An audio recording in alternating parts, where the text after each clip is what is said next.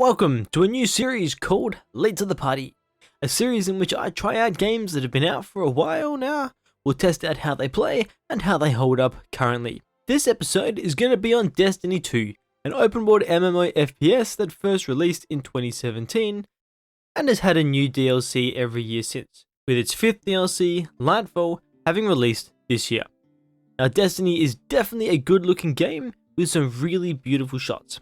Given I was playing it on PC with high graphics set, but it still had some awe-inspiring moments. Although, at times a noticeable lack of liveliness ruined the beauty and made it seem much more like a screenshot style than being and moving around inside an organic world. That said, the texture of most of the worlds as you went through was fantastic. There is a lot of open exploration, the game doesn't really tie you down, and you're free to walk away during most missions and explore wherever your heart takes you. But some worlds can be very empty, at least at the beginning, and lacking a real incentive to want to explore. Oftentimes in the early worlds there was no chest, caches, mini-bosses really, anything that rewarded exploring around. Now this could be due to the game expecting to run you through these unexplored areas in later missions, but it still made it feel rather linear, despite the openness. Each world also has its own world events, with a good amount of variety to the event types that change from world to world. The first few events were a bit over-leveled for the starting area, but the game does do a good job keeping players coming back to these areas, so there was always people to help out and actually managed to keep the first few dungeons and looking for group content with surprisingly low queue times as well. I don't think I had to wait longer than about 30 seconds to a minute to get a team, something that some other MMOs like Final Fantasy XIV have had a big issue with in the past. In terms of gear, the game has 3 main ammo types: primary, special, and heavy, and around 15 different weapon types shared between them. These weapons range from things like auto and pulse rifles, to snipers, grenade launchers, and hand cannons, and even trace, fusion, and linear fusion rifles. Notably though, there is no regular melee, only a melee finisher for when enemies are around 20% remaining health, and instead you can equip a melee weapon as a heavy weapon. It will, however, consume ammo every time you use it, and sadly, just having it equipped doesn't allow you to make melee attacks when you're using other weapons. You have to switch to the weapon every time. A nice addition to the game though, is the collection system.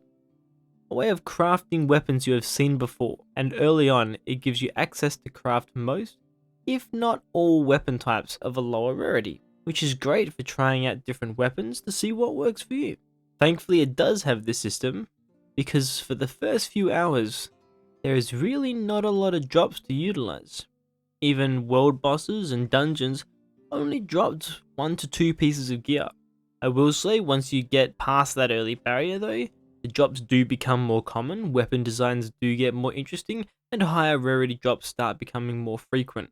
As for abilities, you'll have a class ability, an ability that stays pretty similar for all your subclasses, a melee, which is a close range style ability, a grenade ability, which is your range style, and a mobility ability, which seem to stay pretty standard with not a whole lot of customization, and then your ultimate. There was also fragments and aspects for deeper customization in later levels, but most of these were locked behind a level cap.